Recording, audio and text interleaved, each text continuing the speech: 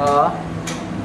Ulit mo yung tanong mo. Doon na sa pagkarinig ko, Lolo ba? yung nagbigay ng yung lolo ni Joseph. Hindi, ano po, di ba mga uncle nila yun? Ano, parang si Jacob ang nag-bless kay Joseph. Si Jacob. Si Jacob. Pindes niya na, pero hindi naman niya talaga directly na anak sa ano, kasi asawa niya na ng Israel. Parang may kaso na sila. Balik, yung si Joseph po kasi, nung nawala sila sa Israel, yung tribo na yan, at mas pagano sila doon sa mga pure na Jew. Kaya sila kung sila nag-identifies. May binabanggit ka na ang kautusan ay naroon sa kanilang puso. Paano? Anong kautusan nandun sa puso nila?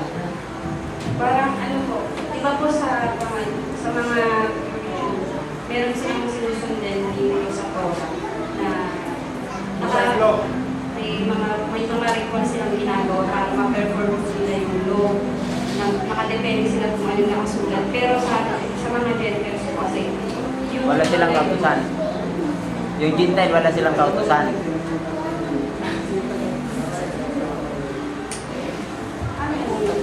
Yung kautusan na yun, parang inaano na nila sila sa buhay ng pinag-ugat. Pero hindi sila talaga sumusunod sa ano, sa kaya na ginagawa ng mga record ng mga parang spiritual yung approach ko nila dun sa ano, sa loob ng nakalento. Sige. Magtawas ka namin. Ay, sandali may dadagdag pa po pala ako. Sabi ko sa'yo, ay dadagdag ka ba dyan? Sa paliwanag, di ba maraming except na nangyari activities, pero pa parang isang naka-excel. Anong pangalan ng Zedekiah? Hari din siya. Ang hari po nung mga, si Zedekiah galing po sa Babylon, pumunta siya sa Israel kasi gusto niya try to conquer.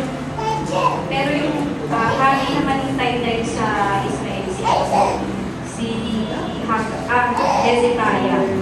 Nag-repent lang si Hezekiah sa Diyos. Kaya, ang kalaban ng mga soldiers ni Zedekiah, isang angel lang. Tapos umalis siya kasi hindi niya kaya yung angel. Tapos sabi niya, ang sinabi niya dun sa, syempre talo siya, diba? Hindi niya ina-admit. Pag alis niya dun, nag-post siya dun sa, nag-card siya ng salita dun sa bato sa Rock of Stella. Sabi niya, Nag-post sa Facebook. hindi, sa Stella. Oo, sa Rock of Stella. Sabi niya, Hezekiah was like a page bird in Jerusalem. Pero totoo, di naman talaga niya talaga na penetrate in Israel. Kasi isang angel lang ng Lord. Nagpa sa mga sundalo ng masurang sa Israel. Yun lang po. Tanong po, Pero si Sarene, yung sinasabi ko kanina, kung nasa tuloy nilang kautusan, bakit nagawa pa nilang lumabas? baka ano yun po. Mr. Rene, Kasi di ba ang mga hindi naman talaga nakakapapisado ng loob. Ayun. Tapos, kaya sila kaya naging cartels. yung dalawang tribes, yung two stick na sinasabi mo kanina, sino yung unang nakabalik doon? Ano po? Kailan sila nakabalik? Yung ano po, ako nang bumalik po yung Juda. Paano sila Tapos kasi dyan din po muna si Christ eh. Paano sila nakabalik?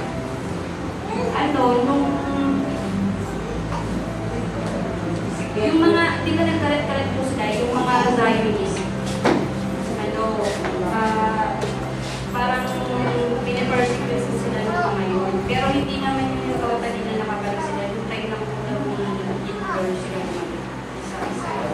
Oo. Sumakay ng barko? Sumakay ng barko, papunta. Ang may sinabi po kanina, si Karaya. Si Karaya. Basahin. Si Karaya.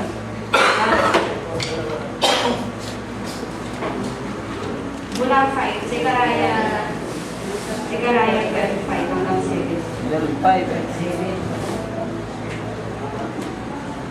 And the governors of Judah shall say in their heart, the inhabitants of Jerusalem shall be my strength in the Lord of hosts their God. In that day will I make the governor of Judah like an heart of fire among the wood, and like a torch of fire in a sheep. And they shall devour all the people round about on the right hand and on the left, and Jerusalem shall be inhabited again in her own place, even in Jerusalem. The Lord also shall save the tent of Judah first, that the glory of the house of David and the glory of the inhabitants of Jerusalem do not magnify themselves against Judah. So ang Diyos ang nagpabalik sa kanila, pero gumamit ng tao. Will din nila na gamitin yung mga persecute sa Israel para bumalik sila sa nation. Yung mga evidence daw po sa church age. Ano, nung nakabalik sila, sinunod ba nila yung kautusan or the law in their heart? Ano, sinusunod lang po nila yung lumang law. Ha? Yung galing kay Moses na law. Ang sinusunod nila. Pero hindi pa rin talaga nila nagagawa yung tamang pag-ano sa Diyos. Kasi may iba pang gagawin.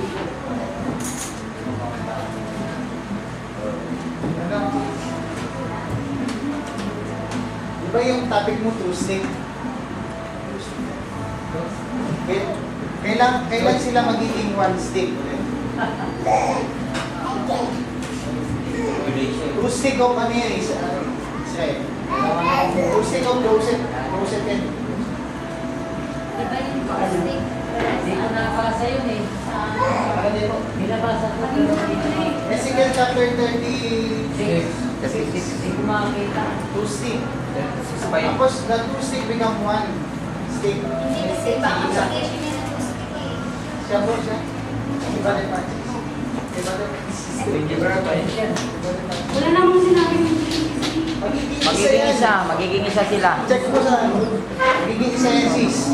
Kailan yan, sis? Ano nga ba? Jesus Christ. ano sagot? Hindi ko alam. Go on, tatanong ko. Kasi putol yan eh, hanggang 42. Putol pala, kaya hindi naging isa na. Hindi na isa na putol. Hindi na putol sa ano, yung recording. 44 minutes lang yan. Hindi na maginggan eh. Okay na. Nakalusot ka. Ano? Pero na-post ko yan sa FB po yan, hanggang 42. Yun nga, ang ano mo, napos mo na po. Ano nangyari? Kailan sila magiging isa? Yun na nga dapat yung kasunod eh. Pag naipost ulit yung isa, Ulo ka pa lang. Hindi ko narinig na yung post, hindi ko narinig. Pero sa akin naman, di ba nagkaroon sila posting, hindi at saka magiging one stick ulit sila, pero pamagitan ng prophet, tama. Di ba, sa Israel, There's no yung Judea, tsaka yung, yung Southern Kingdom, tsaka yung So, divided kingdom at saka yung ano. So, na-divide sila, tapos magiging, hindi naman sila two-stick. Dati silang, divided kingdom. Ngayon, United Kingdom pala.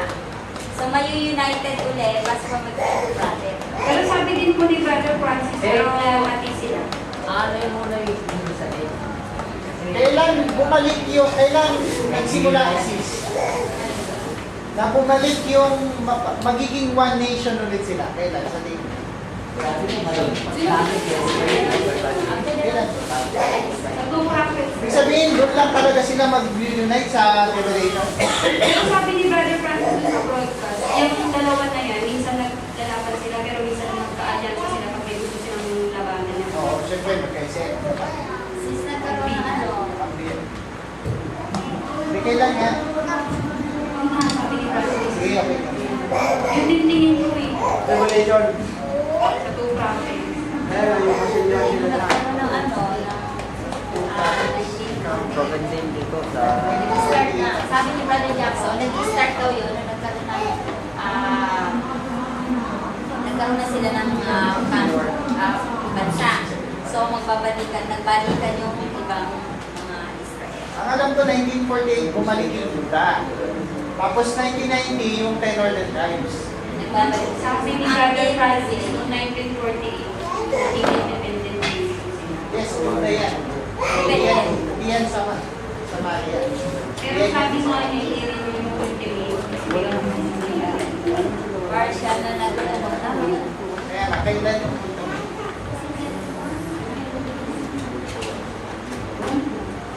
Ako sa two brothers. Ano ba yung dapat ba mag-arangin niya? Isa pa kasi siyang message na Hindi, kailangan muna bumalik nila kasi hindi sila pwedeng pangaralan ng 100 ng 2 prophets as long as 2 sticks sila. Hindi sila pwedeng, kasi yung 144,000 hindi lang naman Judah yan eh. Diba? Kailangan pa rin dyan yung 100, yung Israel, the 10 northern tribes and 2 southern tribes. So kailangan nila maging one, united, as one ulit, para sila pangaralan ng 2 prophets na maibigay yung everlasting gospel. Yung sili ng 144,000, diba? Tama? O, paano daw mag-unite? Para alam ni Ate Lenden eh. Paano mag-unite before the tribulation or after the tribulation? Before. At saka ano yung ika-unite? before the tribulation. Ano, So ano yung bagay na para sila mag-unite? ano ang dahilan bakit sila nag-unite? Baka tungkol sa aral. Kasi hindi naman sila mag-aaral, hindi naman nila aral natin, kaya iba yung sa loob. Kasi diba sa panahon ng Old Testament, lumabas yung Haggai and si Carias. So, tipo ng 2 prophet yun. Pero bago sila dumating yung meron ng templo. Yun ang mga power natin para Ang ibig sabihin na meron din ang process. hindi ko po alam. Hindi, pasa mo sa ano. Kaya nga sinag-go. Tama ba tayo? Ganito. Nakalimutan Alam ko mo. Saka, dagdagan mo. May dagdag si Pastor ka. Ay, hindi.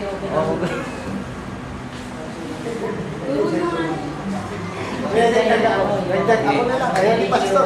Na. Kapag wala pang... Sino ba yung mag-special revelation? Si Papa, Pastor, Pastor. meron ka? Ay, wala. Gadin. Gadin? Gadin kanina, 2 Diyos. Ay, yung dalawang Diyos. Oo. Balik mo lang. Ano ba Ha? ng dalawang? Pero maganda to lang ngayon natin. Dagdag lang ako. Yung sinabi ni Pastor Pedro sa akin. Alam mo kung bakit sila mag-unite? Because of the temple. Yung temple yung dahilan kung bakit. Kahit meron silang alitan dalawa, merong ano yan, may selusan eh. Kasi isaw si Jacob nagseselusan. Kung sino yung mas paborito, sino yung mas paborito, sino yung mas mahal. Yung first word kasi yung pinag-usapan yan. Pero yung Judah, mas paborito ng Diyos yan. Eh, yung 10 northern tribes kasi sumamba sa Diyos doon sa kinig. Pero yung Judah, later on, sumamba din sila. Pero hindi, nanangan pa rin sila. Yan yung pinatubayan ng Diyos. Kaya sila become one as one nation. Because of the temple, itatayo yan. Bago mangyari yung revelation. Doon yun sis. Binitron kasi ba Pero sila pag-isahin. mag-iisa sila doon sa revelation. At siyempre, ang isa pa sa magbibigay ng dahilan para pag-isahin yan, 2 prophets sa din yan. At saka yung Pero may dahilan sila ba't sila mag-iisa. Because doon sa temple conscience itatayo. of the law. Oo. Kaya Yun, nga- sabi ni Pastor. Ayun. May consent, yung sa kautusan eh. Oo, conscience of the law. May baon sila. May ba? Yan, sabi ni Ezekiel, lalagyan sila ng laman. Naman. Yun, the value of Yung life. puso nilang matigas, gagawin laman. Yes. Saka brother, Menan, Dito po. sabi nga dun, yung diba Kung walang mag-special revelation, pwede yung magsusunod.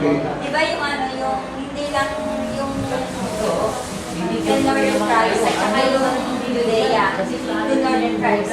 Pati ang bago magkaroon ng